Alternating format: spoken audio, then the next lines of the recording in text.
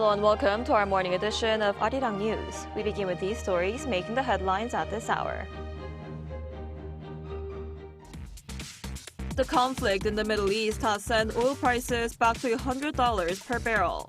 Iran's supreme leader issued his first public statement on the war, saying the country will continue blocking the Strait of Hormuz, while also vowing to keep fighting.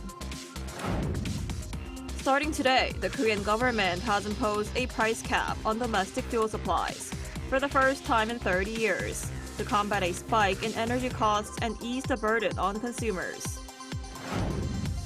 The South Korean parliament has passed a special bill that paves the way for Seoul's $350 billion investment commitments in U.S. industries, which in May last year to avoid the Trump administration's tariffs.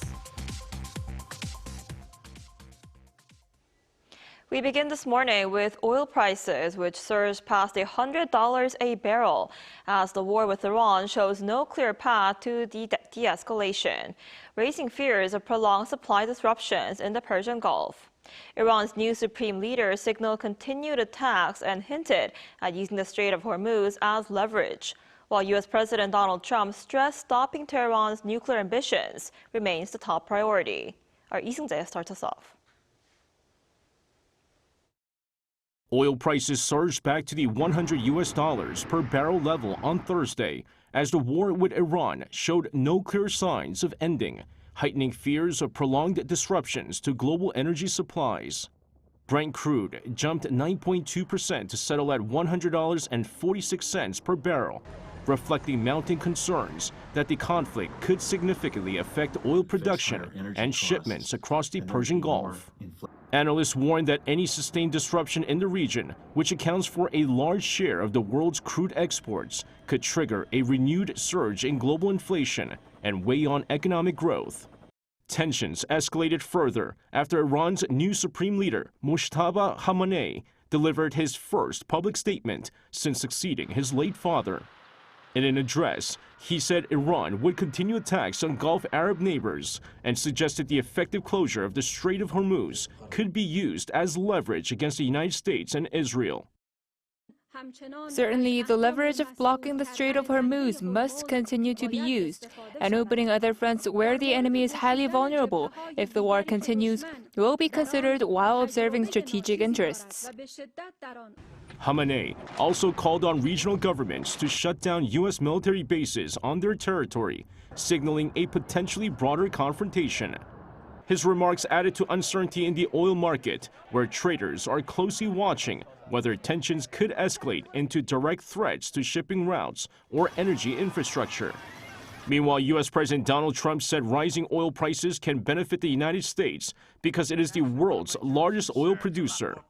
However, in his Truth Social post, he emphasized that preventing Iran from obtaining nuclear weapons remains his administration's top priority, warning that he would not allow Tehran to destabilize the Middle East or pose a wider global threat.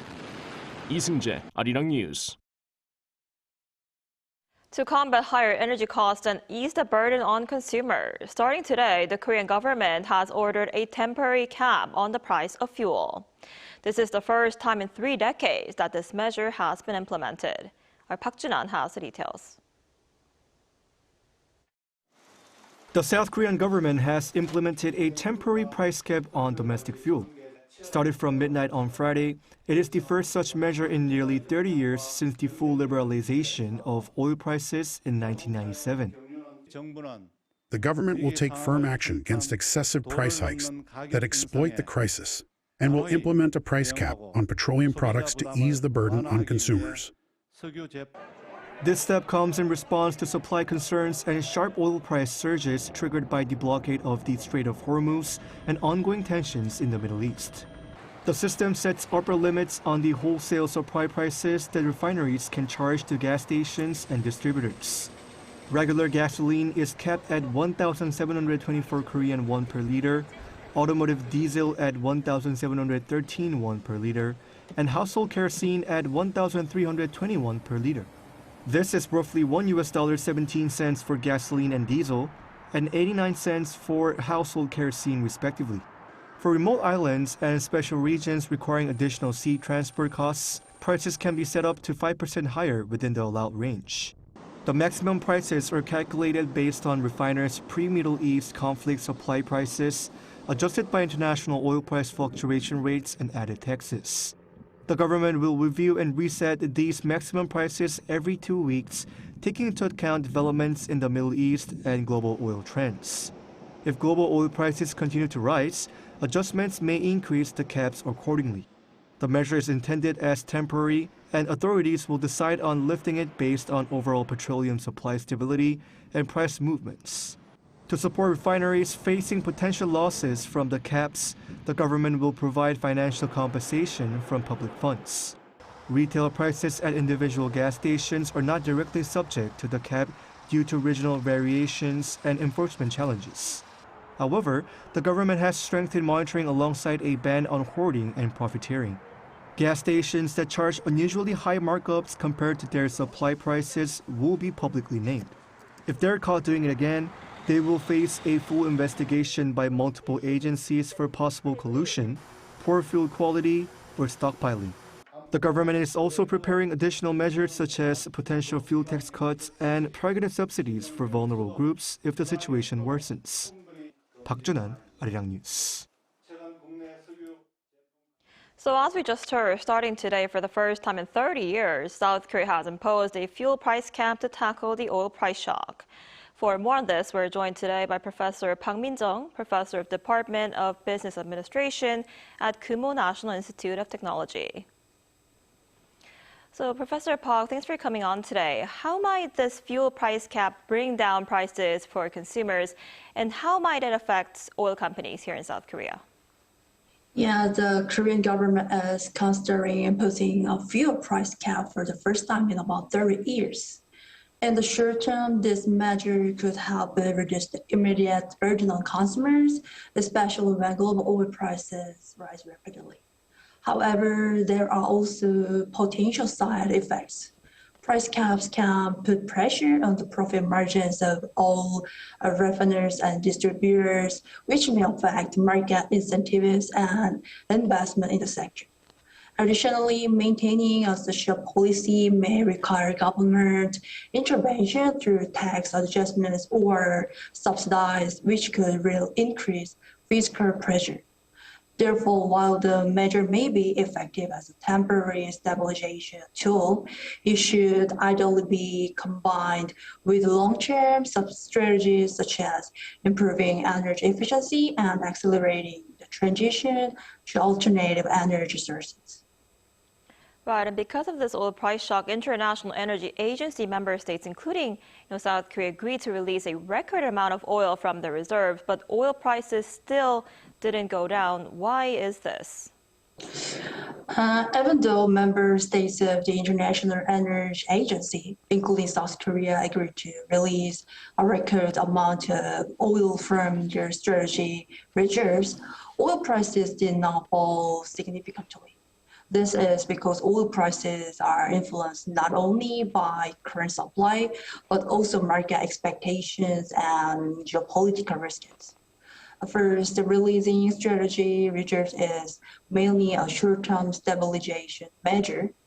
Markets understand that their reserves are temporary and cannot replace long-term production capacity from major oil producers.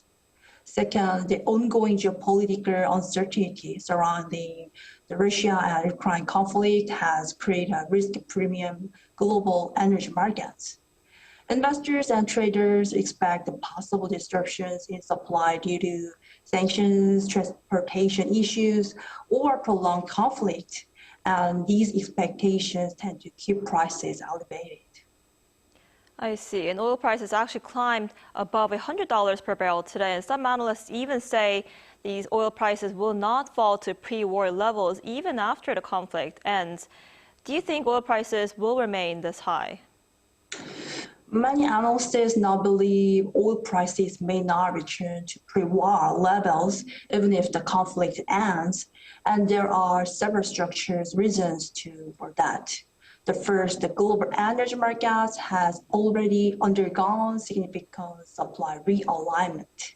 Sanctions on Russian energy exports and shifts in trade flows between Europe and Middle East and Asia have changed the structure of the market. Furthermore, secondly, the investment in new oil production has been relatively limited in recent years. Energy companies have become more cautious about long-term fossil fuel investments due to both market uncertainty and energy transition policies. And finally, the transition towards carbon towards neutrality, in most carbon neutrality, is reshaping the industry. While renewable energy is expanding, the adjustment period can actually lead to tight supply conditions in traditional energy markets. I see. And Professor Park, before I let you go, on tariffs, the Trump administration has launched a new trade investigation into South Korea and also 15 other economies. And this is aimed at replacing reciprocal tariffs. How might this trade probe affect the Korean economy? The trade investigation launched under the administration of Trump, targeting South Korea and several other economies, could introduce additional uncertainty into global trade relations. South Korea's economy is highly export-oriented, so any potential tariff changes or trade restrictions could affect key industries such as automobiles, steels, and semiconductors, particularly in the U.S. market. At the same time, Korean companies have already developed relatively diversified global supply chains and production networks. This means they may be able to adapt by adjusting production locations or supply routes. So ultimately, the issue reflects a broader trend of rising protectionism and strategic competition in global trade, and South Korea will need to respond with flexible trade strategies and stronger international cooperation. I see. All right, Professor Park, thank you so much for coming on today. We appreciate it. Thank you.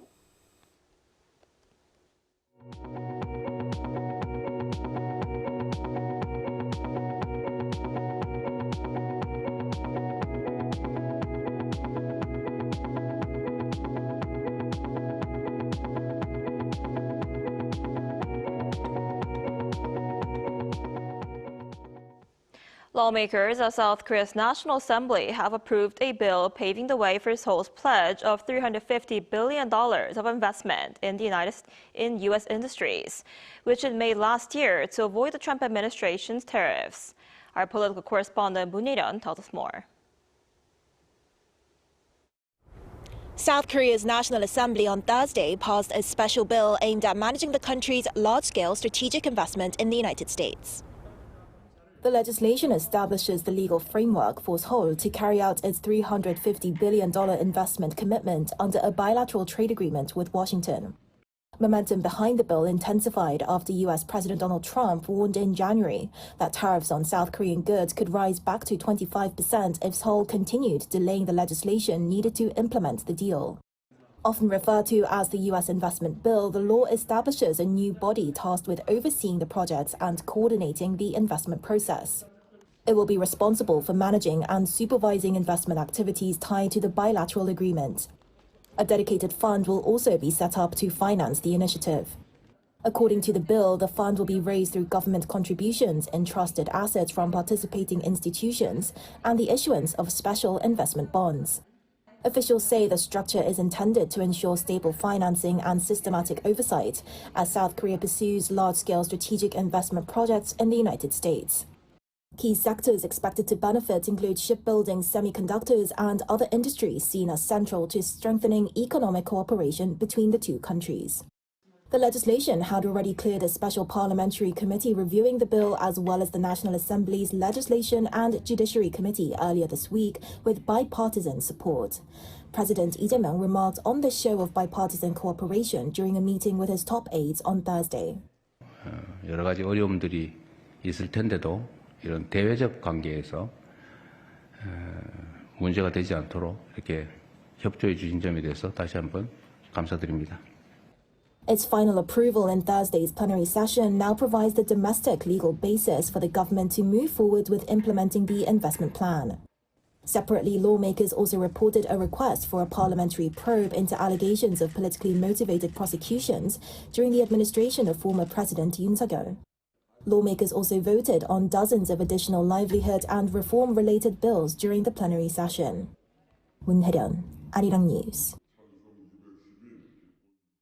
In just hours after South Korea's National Assembly passed a special investment bill, Prime Minister Kim Min-seok met U.S. Vice President J.D. Vance in Washington to discuss overall bilateral relations. The Prime Minister's office in Seoul said Vance welcomed the Parliament's passage of the bill to implement Seoul's pledge to invest $350 billion in the United States.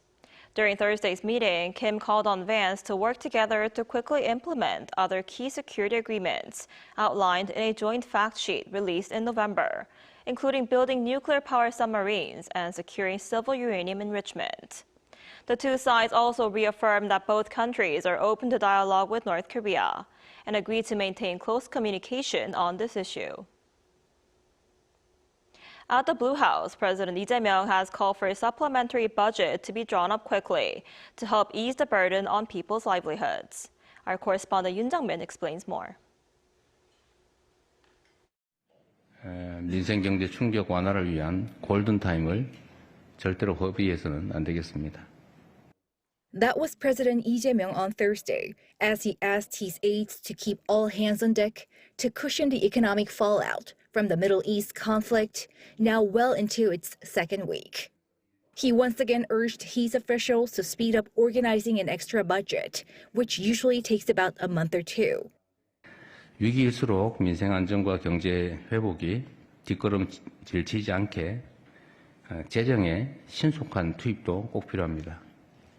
결국 추경 편성을 하지 않을 수가 없는데 추경 편성도 최대한 신속하게 해주시기 바랍니다. As more people in the country start to feel the pinch at the pump, he stressed the need to employ all possible measures. 상반기 공공요금 동결, 또 농축수산물 할인 지원 확대 등을 포함해서 유류세나 화물차, 대중교통, 농업인에 대한 유가보조금 지원에 속도를 내야 되겠습니다. As the president was critical of those who view his policy as populist, he revisited that support should be executed in a way that does not aggravate polarization. 그러려면 직접 지원 방향으로 바꾸고 또 차등 지원을 통해서 어려운 쪽에 더 많은 지원이 될 수 있도록 하는 게 필요하지 않을까 싶습니다. 또 직접 지원을 하더라도 현금 지원하기보다는 지역화폐 형태로 지급해서. President Lee also called for fundamental reforms, such as diversifying energy supplies, reforming the oil market, and transitioning to renewable energy. He thanked certain ramyeon and cooking oil producers for their decision to lower product prices during a difficult time. Ahead of BTS comeback concert at Gwanghwamun next Saturday, Lee ordered that public safety measures be thoroughly put in place, saying that hundreds of thousands of people will be gathering. The president also urged for the need to strongly punish any rip-offs. Yoon Jung-min, Arirang News.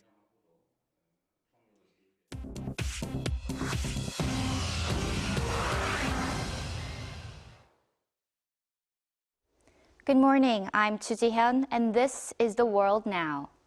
Prime Minister Benjamin Netanyahu on Thursday said that Israel and the United States are successfully, quote, crushing the Iranian regime and its proxies. In his first press conference since the war began, Netanyahu said that the joint campaign has changed the balance of power in the Middle East by striking what he called Iran's, quote, industries of death. He also said Iran's new supreme leader, Mojtaba Khamenei, was a, quote, puppet of the Revolutionary Guards who is too afraid to show his face in public. Netanyahu emphasized that the military's primary objective remains preventing Tehran from developing nuclear weapons and ballistic missiles, but said it also is creating optimum conditions for Iranians to topple the government. In the U.S., armed security personnel in Michigan shot and killed a suspect after he rammed a truck into a Detroit-area synagogue on Thursday. The suspect crushed the truck through the doors of Temple Israel while 140 children were inside the building's daycare center. Law enforcement discovered a large cache of explosives inside the suspect's vehicle. One security officer sustained injuries, but all children and other staff escaped unharmed. The FBI are treating the incident as a targeted act of violence against the Jewish community. Mexican President Claudia Sheinbaum's attempted electoral reforms have failed to get through Congress. The Mexican leader on Thursday said she will continue her push to reduce political privileges and will release details of a Plan B on Monday. This follows the rejection by the Chamber of Deputies on Wednesday of a constitutional amendment that would have eliminated proportional representation and cut election spending by 25%. Opponents argued Sheinbaum's reforms would have weakened smaller parties and granted the governing Morena party excessive power. Humanity's first trip around the moon in more than 50 years looks to be back on after NASA cleared its moon rocket for an April 1st launch attempt. Engineers at the Kennedy Space Center fixed a helium flow issue that had previously grounded the 322-foot rocket and delayed the mission. NASA officials on Thursday confirmed the rocket will roll back to the launch pad next week to meet a narrow 6-day launch window. The agency declared both the hardware and the 4-member crew are ready for the historic mission to the moon.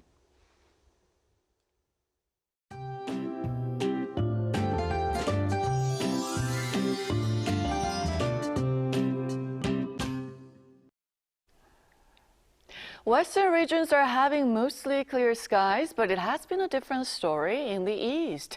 Heavy snow alerts in the mountainous regions in Gangwon-do province have been lifted, but some precipitation will continue along the east coast through the afternoon, while Ulleungdo and Dokdo may receive 2 to 7 centimeters of more snowfall. And this weekend looks like being rather cloudy, with temperatures hovering right above seasonal norms in most parts of Korea. But today looks sunny with much improved air quality in most regions, and daytime highs will be slightly lower than yesterday. Seoul will be getting up to 12 degrees Celsius. Daegu, Chuncheon, Busan will only get up to 11 degrees. Meanwhile, Gangwon-do, Gyeongsang-do, and Jeju Island will notice winds picking up as the day goes on. And next week looks promising with mild afternoons, but beware of large day-night temperature swings and do dress accordingly to avoid catching a cold.